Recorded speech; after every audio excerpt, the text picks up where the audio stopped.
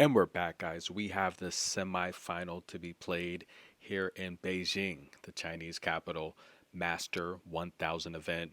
The winner of this match will make the championship and have an opportunity to win 1,000 points.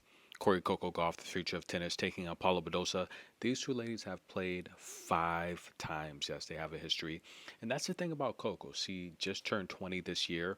She has literally played everyone in the top 20 over and over and over again. So a lot of people that don't really follow tennis, they don't realize that Coco has been stacked against the best there is on tour, the older women constantly, repeatedly.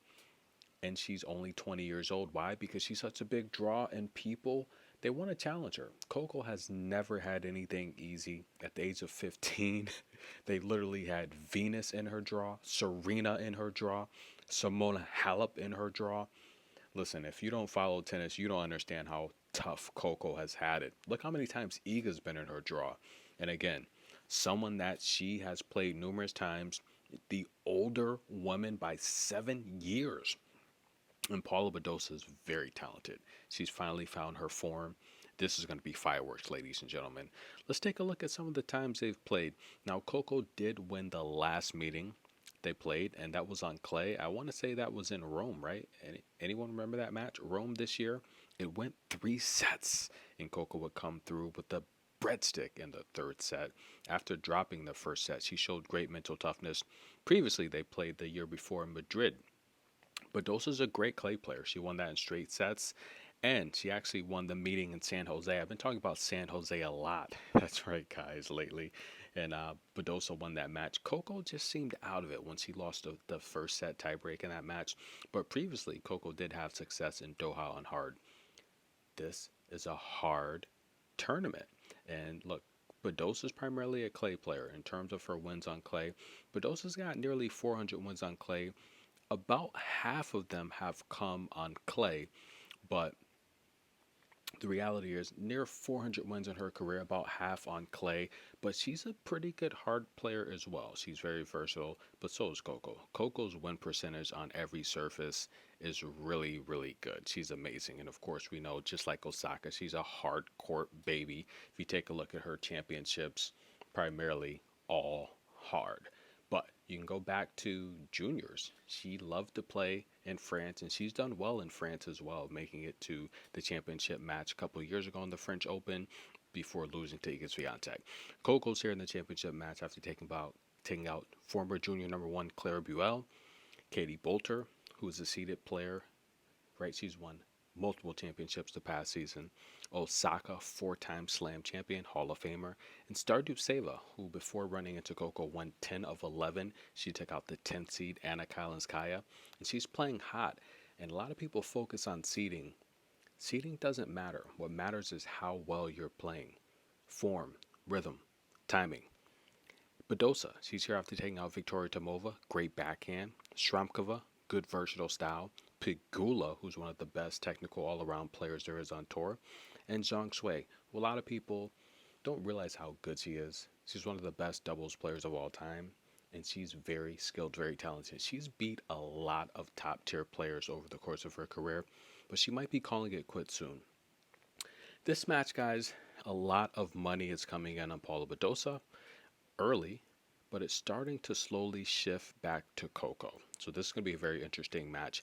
I do think overall, I think Badosa's probably playing slightly the better tennis. But she's also, I mean, with the exception of Pegula, she probably had an easier draw. But I do think she's playing the slightly better tennis. And this is gonna be a challenge for Coco. Paula Badosa put up 10 aces against Zhang Shui. 10 aces, won 78% of her first serves. She had Zhang Shui pressured all match long, 5 breakpoint opportunities. Against Pegula, she struggled with her serve. Only 38% of her first serves and played 0 aces, 5 double faults, but she did win nearly 100% of her first serves. The ones that she got in play, 95% to be exact, 18 for 19. Amazing, while winning 56% of Pegula's first serves and 62% of her second serves. If she plays like that against Coco, Coco's going to be in trouble, guys. Coco, Against Stardust 11 double faults, only 2 aces.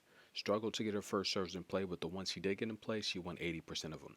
We go even back to the match with Osaka, 6 aces, 6 double faults, again struggling to get her first serves in play, winning only 66%, losing 63% of the second serve. If Paula Badosa serves lights out, I think Coco's going to be on the back foot a lot. Here's the thing about this matchup. Badosa wants the baseline. She likes the deep ball. She's from Spain. They start the Spanish tennis players off behind the baseline. Badosa has range. She has a good backhand. Her forehand's consistent. She wants the deep ball. If Coco's going to win, I think she needs to switch up the game plan. Short balls, long balls. Do not get Badosa just camped out on that baseline, getting a rhythm, getting comfortable, mix it up, get her on the move. Badosa on the move will make a lot of mistakes. But if you just play baseline tennis with Badosa, which a lot of players have been doing in this tournament, you're going to play right into her hand. That's how she started at a very young age behind the baseline.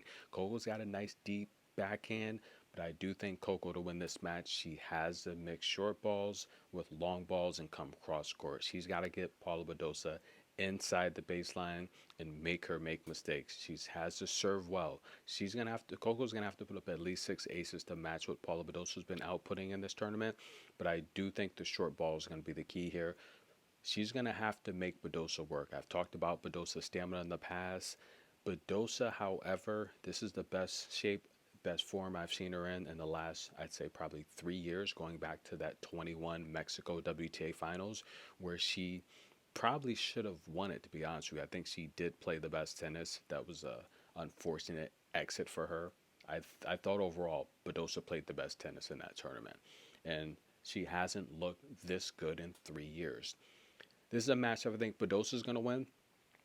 Badosa's path to victory is actually very clear for me. She has to serve well, which she's been doing for the most part, with the exception of the Pegula match, because Pegula just put so much pressure on her from every angle.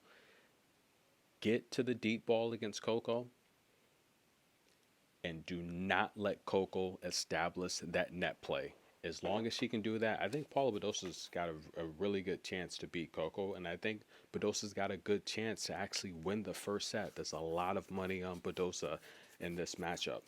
Guys, I'm going to go with the first set. I'm going to go with the second set over 8.5 games. That's the pick. I like the second set over 8.5, and I like Coco to win the second set. That's the pick there, guys. Enjoy. And we're going to take a look at Zheng Shui and Muchova. I don't have much to say about this match, to be honest with you. I like Muchova. The head-to-head is 1-1. Queen Win won the last meeting. But listen, Muchova, did you see? I told you she would beat Sabalenka. That was actually a numeric lock. She's just too talented. Now, the home crowd's going to be backing Queen Win. And listen, guys, when these tournaments are in, superstar's backyard, a lot of times you will see the superstar go very deep in the tournament and a lot of times make the championship match. However, I like Muchova in this spot. I'm going to pick her to win. I just think she has too much variety. I just think having dealt with Sabalenka's power in 3 sets, this is going to be, and look, as long as she doesn't play down to the level of competition, just, having a sigh of relief that she's not having to defend Sabalenka's power. Queenman does have power in the forehand, but it's nothing like Sabalenka. So I do think it's going to be a breath of fresh air for Muchova, but as long as she doesn't relax too much, I think she should win this match. Queenman's very talented. She's in her backyard. She's going to have the crowd backing her. If she serves well, it could get interesting. But having lost the set to Mira Andreeva, she did come back with a bagel. She was down a break. If Mira held on, she would have won that match.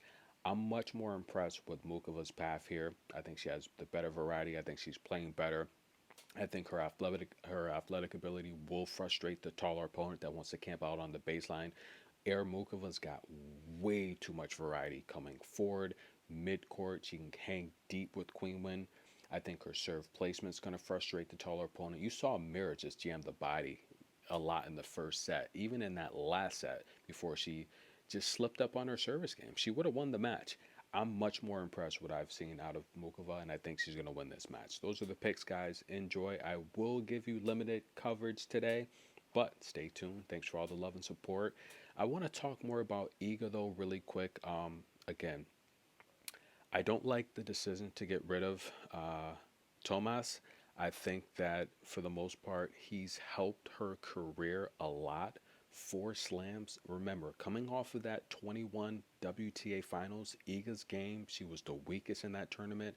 All the professionals said it. I agreed. I said it. Just watching the tournament, it was clear as day. He put a lot of work in her. He really developed her game. Yes, she was a slam champion before that, but he really developed her game to the next level. He helped improve her serve placement, her power, because Iga's serve was not good in that 21 finals. Even that year, for the most part, her serve was not good. She had a very weak serve. He worked on her serve placement. And whatever's going on in that camp, listen, a lot of the Polish fans, they've been saying it for a while. She needs to get rid of him. She needs to get rid of her mental coach, Daria as well. Look, relationships, especially coaching relationships, they're not going to be perfect, but she's winning. You know, when you're winning, that normally makes things better. But again, whenever I've seen them together, it's more of a militant type of relationship. They're never smiling. And look, I've seen all these coaches together. When I see Coco with Brad Gilbert, they're smiling, they're having fun. You know, any of the coaches, when I see them together, they're normally smiling, having fun. But Iga, I've just never seen her smile in the presence of Tomas. So maybe it was something internally where it was just a rocky relationship and she wants a fresh start, a breath of fresh air, possibly. But it's like that sometimes. Your coach is not your friend. And, you know, that's his type of style. He said, look, we are not tourists. We're here to win championships. And that's how you have to be. You know, that's how you get results. We're going to see what happens. You know, we're going to see who she selects as a new coach. And we'll see the results from there. And if it doesn't work, look, we've seen players go back to their old coaches when things don't work out, you know. So we'll see what happens. Tennis in a minute, but I don't like the decision. And I think this is the beginning of the end for Iga Swiatek and her reign at number one. I don't see it. She's not that great on hard to begin with. She's not great on grass. And as she gets older and starts to slow down, these younger players, the Mira Andreevas, you know, the Brenda Favortovas, you know, these young good clay players are coming up and they're going to start winning these French Open championships. And then what's Iga going to do? You know, we'll see. Tennis in a minute. Like the video, show some love. We'll be back.